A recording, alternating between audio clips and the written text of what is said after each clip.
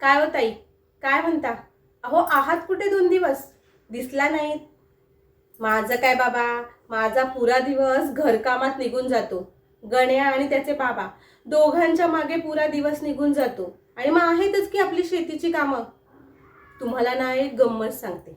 आमच्या ह्यांना माझ्याशिवाय कुणाच्याही हातचा चहा आवडत नाही. म्हणतात चहा प्यावा तर सरूच्या हातचा. आता चहा बनवणं तसं काही मोठं काम नाही. हो, पण ती एक कला आहे. जसं संसार चालवणं एक कला आहे.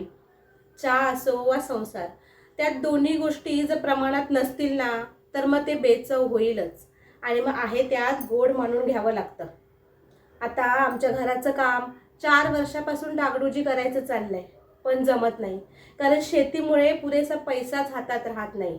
पण तरीही आम्ही सुखी आहोत, आनंदी आहोत. कारण आम्ही एकमेकाला दोष देत बसत नाही. आमच्या घरी आलेला पाहुणा कधीही उपाशी जात नाही. आता अजून काय पाहिजे सांगा? अरे बापरे, अगं ताई किती बडबड करतेस तू. गणेश शाळेतून सुटायची वेळ झाली आणि आमचे तेही येतील आता.